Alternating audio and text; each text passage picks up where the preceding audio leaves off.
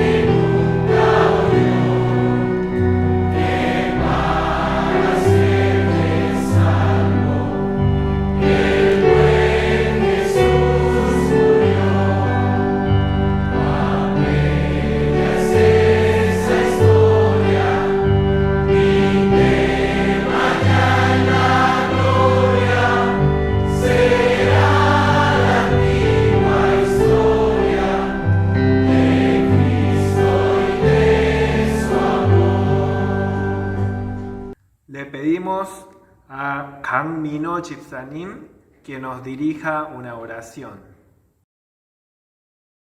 Señor, te damos las gracias por este día, por este momento de reunión, para poder aprender más de ti y de tus palabras, Señor, para alabarte y agradecerte, para aceptarte como nuestro Padre y como nuestro Salvador. Señor, te pedimos que nos ilumines con tus enseñanzas. Te pedimos fuerzas para vencer las dificultades de la vida. Bendícenos para amar y ayudar a nuestros hermanos. Ayúdanos a ser mejores cristianos y servidores de tu misión. Señor, hay muchas personas que sufren y necesitan de tu ayuda en estos tiempos difíciles. Te pedimos que estés con ellos para que no les falte comida ni trabajo. te pedimos que cuides de nosotros y de la salud de nuestras familias. Que esta pandemia se acabe pronto y así poder volver a encontrarnos todos juntos, para estar todos unidos y así poder obrar para ti, Señor, y engrandecer nuestra iglesia.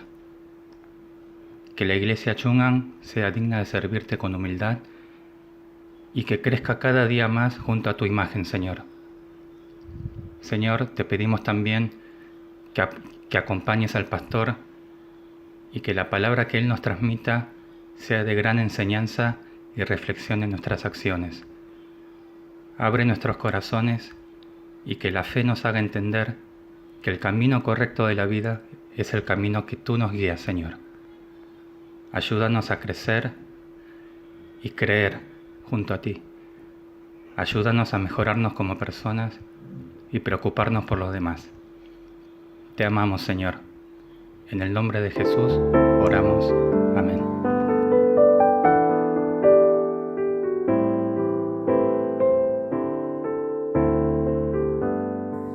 Leamos la palabra de Dios en Salmo 119, versículos 41 al 48.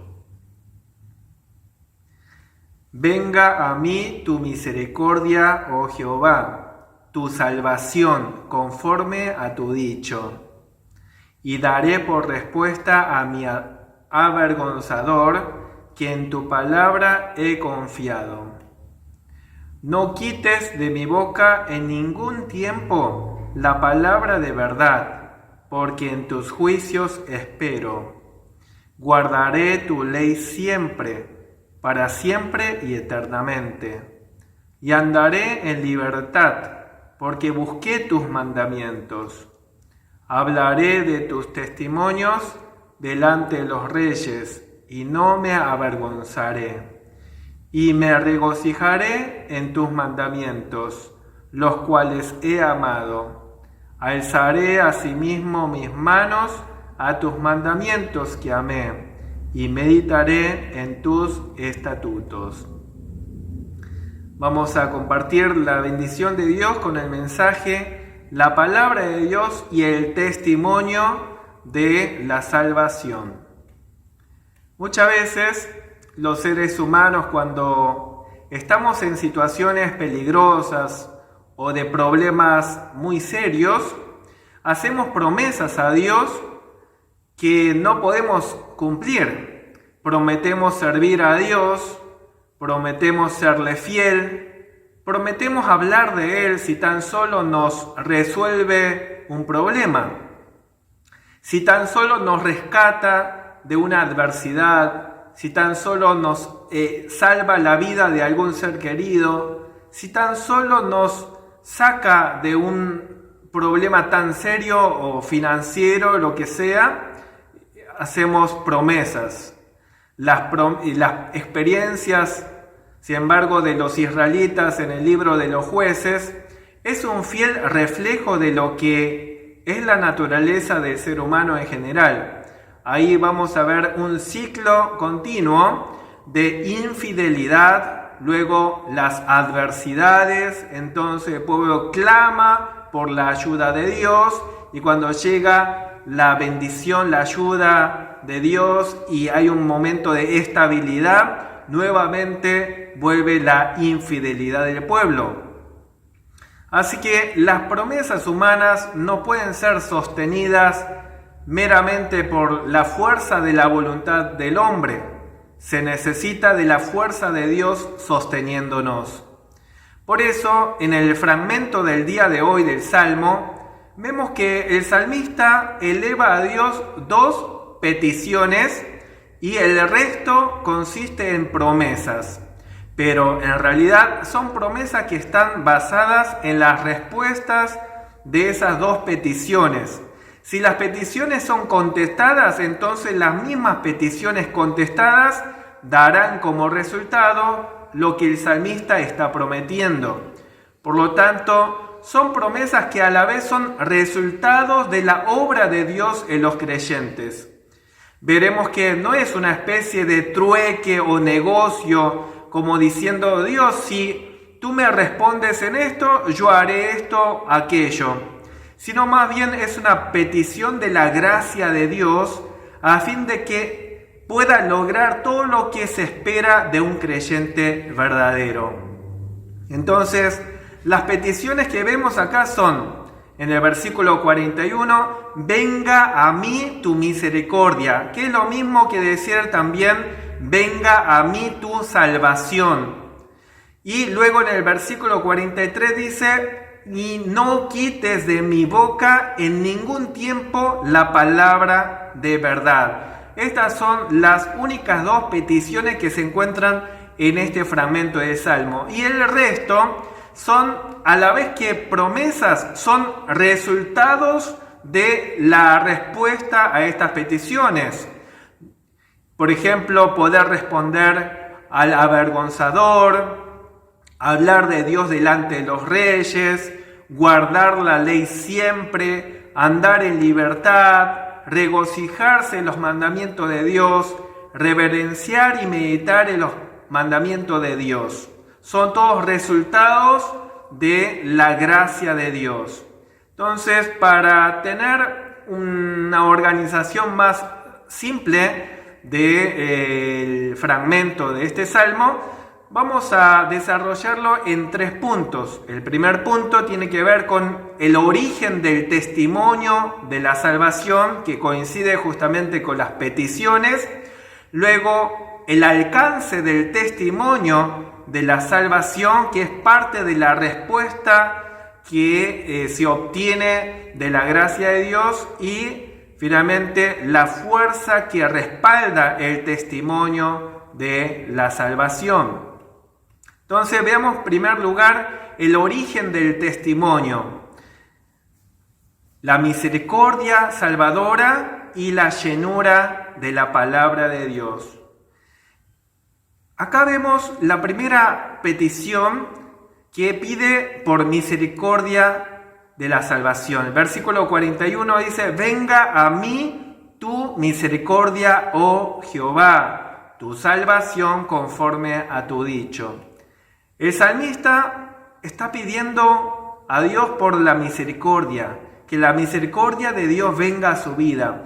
Y paralelamente, en el mismo versículo, ruega por la salvación. En este contexto se usa misericordia y salvación como si fueran sinónimos, porque la única forma de tener salvación es por la misericordia de Dios. Y la misericordia de Dios, en un sentido especial, produce la salvación. El publicano en su oración pidió, ten piedad de mí que soy pecador. En esa oración estaba pidiendo misericordia. La palabra en el Antiguo Testamento para propiciatorio, ¿se acuerdan que el propiciatorio era la tapa del arca del pacto? En inglés se traduciría como algo así, la silla de misericordia. Es sobre donde se derramaba la sangre del sacrificio para el perdón del pecado. Y esto es el símbolo del sacrificio de nuestro Señor Jesucristo. Cristo es nuestra salvación. Cristo es nuestra misericordia, en quien fue derramada la ira de Dios para nuestro perdón. Esta salvación no es por mérito nuestro, sino por la misericordia de Dios. Además, esta salvación es por la promesa de Dios. Hemos leído y dice el versículo, venga a mí tu salvación conforme a tu dicho. Cristo es la promesa cumplida desde el Antiguo Testamento. Dios es fiel a su pacto. Y en su pacto prometió salvar en Cristo a todos sus elegidos. No significa que los elegidos de Dios no pequen, pero son salvos por la gracia de Dios que sostiene a los creyentes en la fe de Cristo. Si la salvación dependiera de la propia capacidad del creyente para permanecerse fiel, no podría ser salvo. La salvación es puramente por la misericordia de Dios dada a los elegidos de Dios, a quienes Dios prometió salvarlos en Cristo. En la religión del mundo, se piensa que la salvación es por mérito humano. Es el hombre que debe ofrecer sacrificios para apaciguar la ira de Dios. O es el hombre que debe vivir una vida perfecta para ganarse el favor de Dios. Pero tal clase de vida es imposible para el hombre y por lo tanto no existe la salvación fuera de la religión verdadera. Sin embargo, en la religión verdadera, en la religión que nos revela Dios en Cristo, nos muestra que nosotros somos incapaces de salvarnos a nosotros mismos.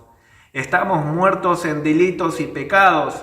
Sin embargo, Dios en su soberanía nos elige y nos salva por misericordia en Cristo tal como lo ha prometido. Esta salvación es a través de Jesucristo, que cargó con nuestras culpas y mediante Cristo somos salvados. La salvación tiene varios aspectos: la justificación, la santificación y finalmente la glorificación.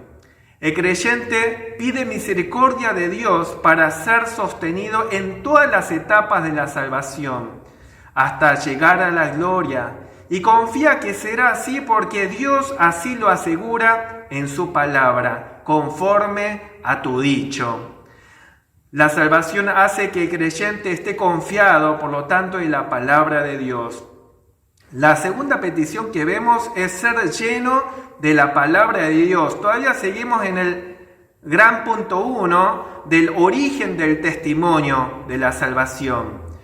Versículo 43 dice: no quites de mi boca en ningún tiempo la palabra de verdad, porque en tus juicios espero.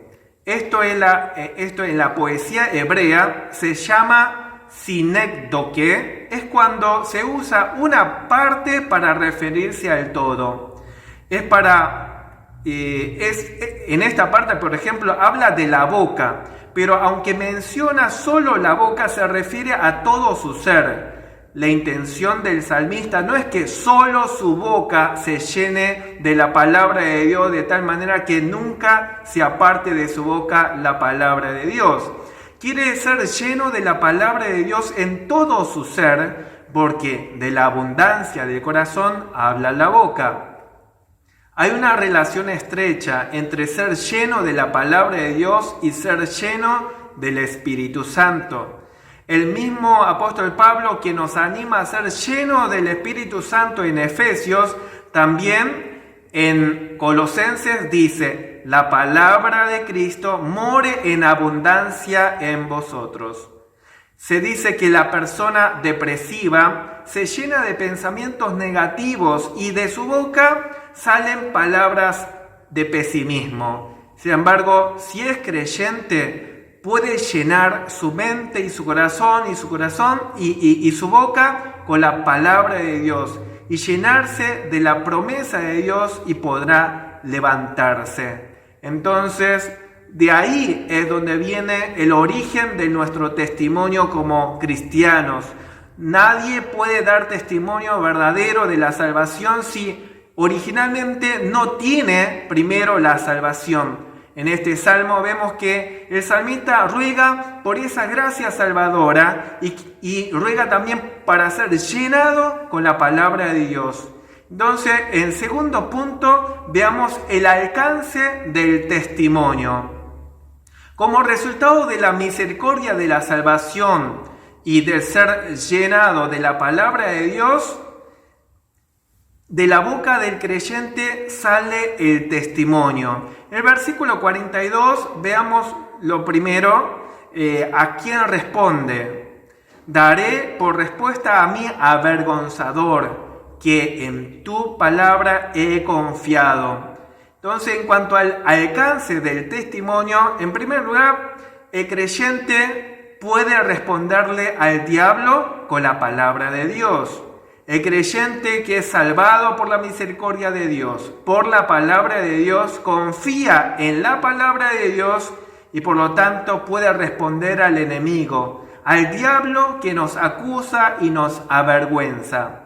Quizás en el texto no se refiera en primer lugar al diablo de manera específica, Posiblemente se refiere a algún burlador humano que quiere avergonzar al creyente por su fe.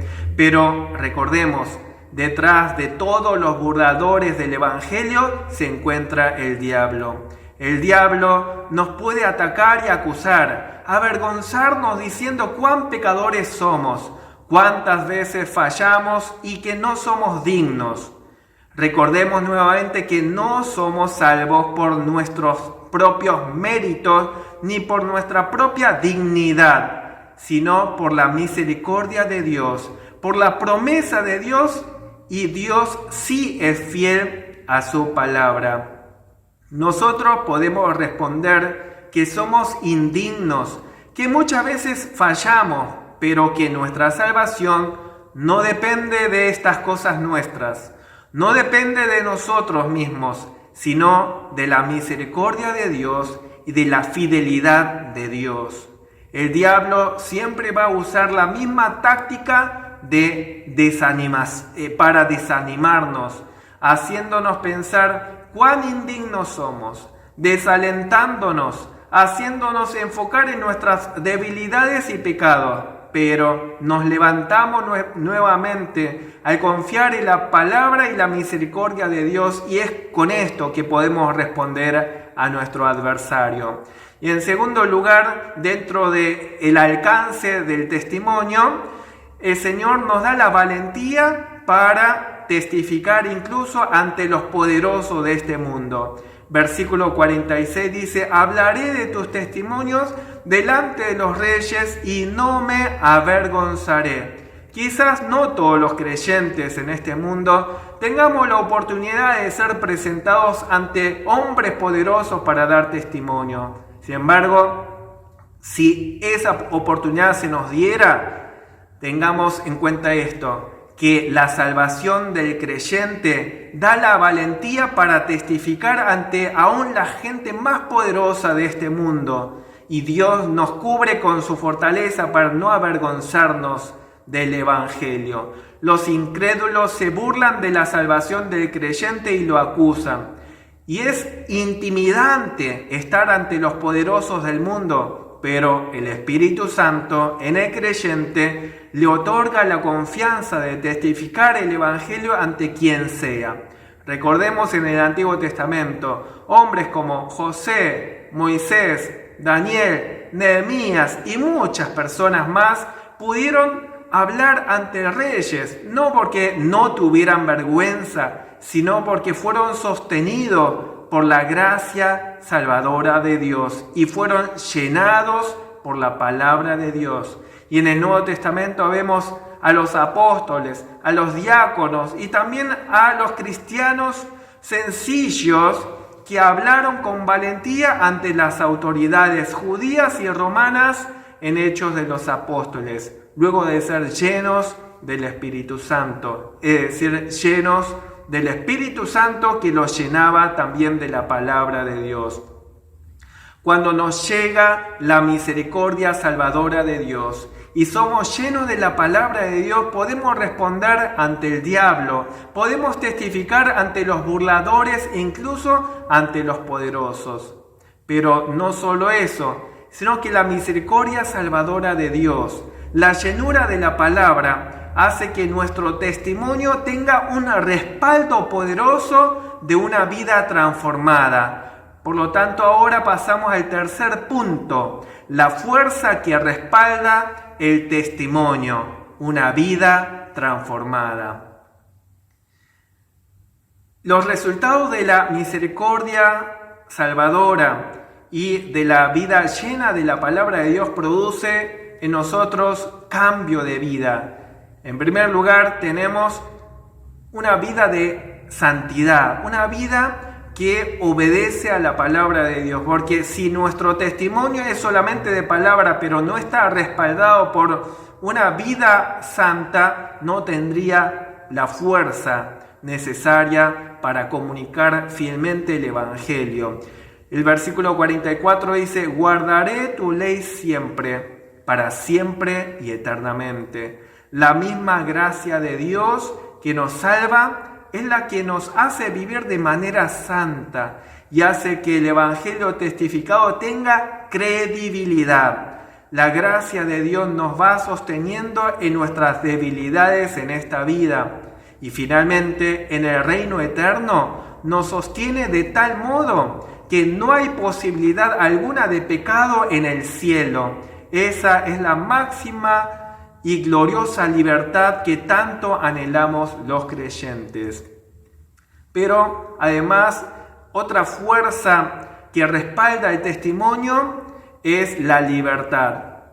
El versículo 45 dice: y andaré en libertad porque busqué tus mandamientos. El creyente encuentra la libertad verdadera en los mandamientos de Dios, en la palabra de Dios. El mundo considera que los mandamientos son restrictivos, que limitan nuestra libertad. Sin embargo, en realidad lo que esclaviza es el pecado. El pecado promete falsamente la libertad, pero es un engaño e ilusión. No hay esclavitud peor que el pecado. La libertad que nos da la palabra de Dios en Cristo es verdadera. Podemos compararlo con la situación del tren. El tren corre libremente y velozmente siempre que se mantenga sobre el riel, sobre su carril. Del mismo modo, los creyentes, mientras nos mantengamos en el carril de la palabra de Dios, en sus mandamientos, nos sentimos libres. Un tren fuera de su carril no es libre, es catastrófico. Así sucede con un creyente fuera de los mandamientos de Dios. No es libertad, sino catastrófico. Así que esta libertad que obtenemos de los mandamientos y la palabra de Dios y en el Evangelio es una realidad que solo pueden saber los que llegan a ser cristianos. Hasta que no llegan a ser liberados, salvados, no son conscientes de esta salvación liberadora de Cristo.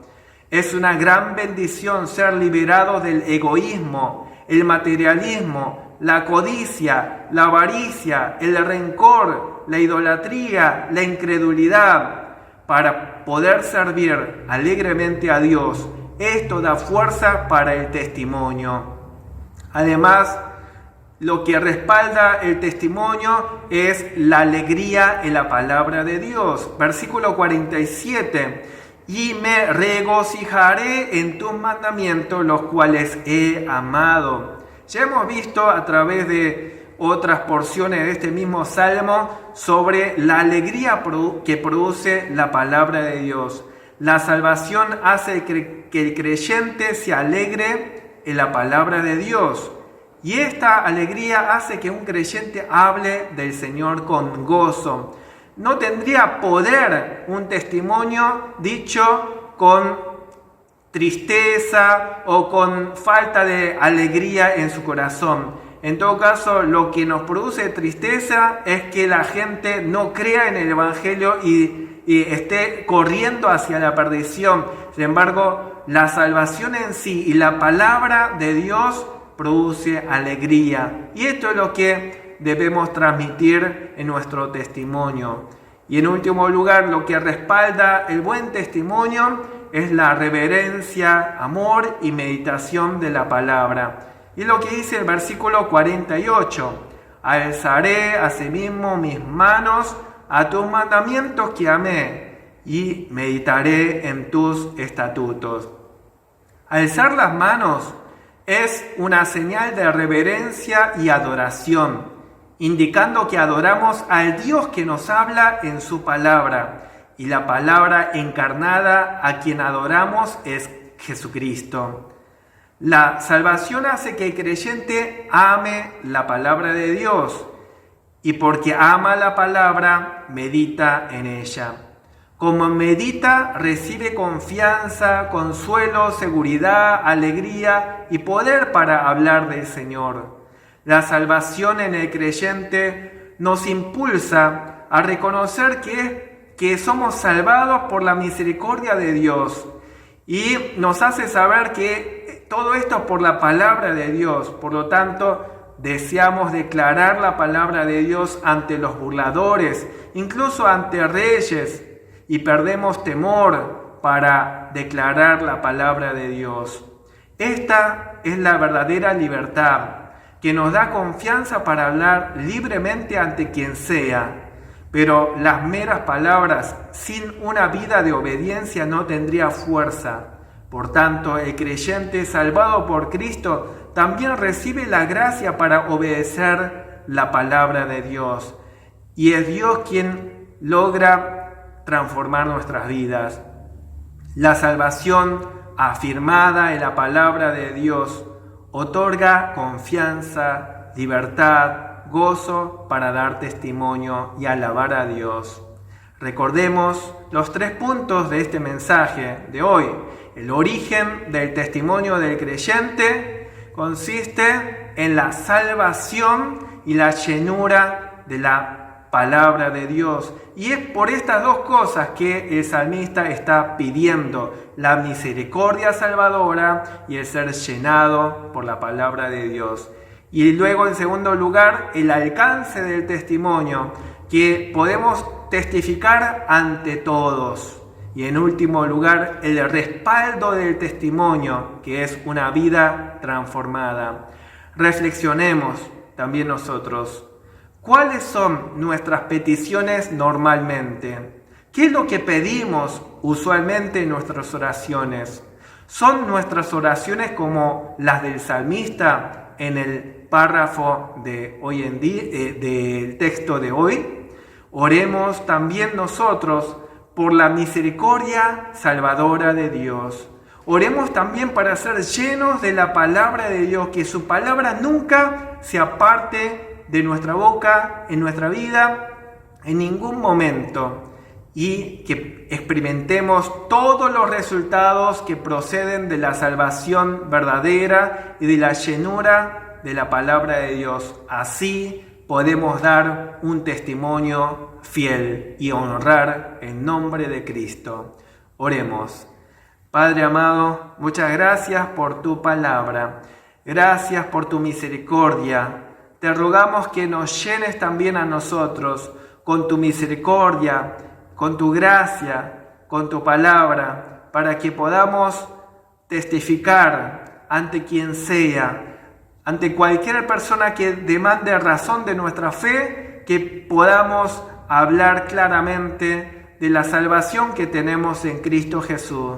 Pero también que tu gracia nos sostenga de tal manera que se refleje una vida transformada, que haga que la palabra que testificamos tenga credibilidad y así tú seas glorificado. Te lo pedimos en el nombre de nuestro Señor Jesús. Amén. La gracia de nuestro Señor Jesucristo, el amor de nuestro Dios Padre, la comunión del Espíritu Santo, sean sobre toda la Iglesia, desde ahora para siempre. Amén.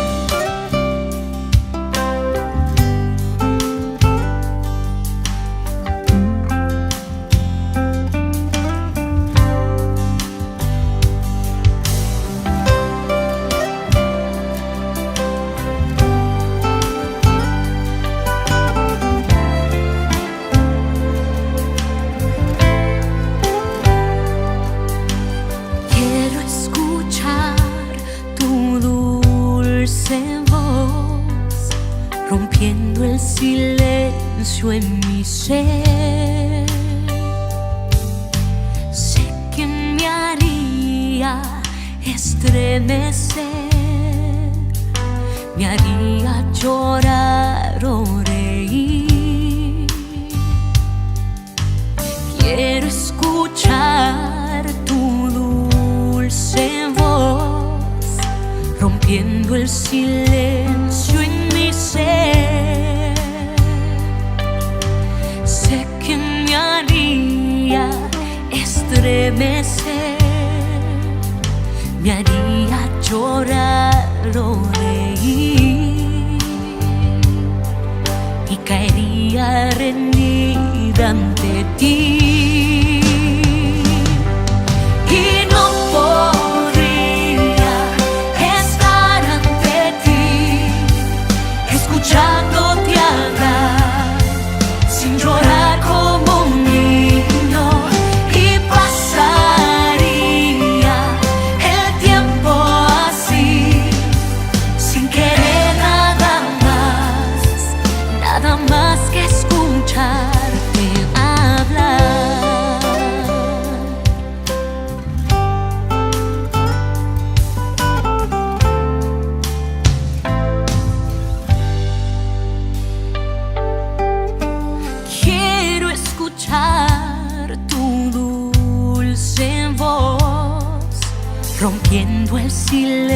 silencio en mi ser.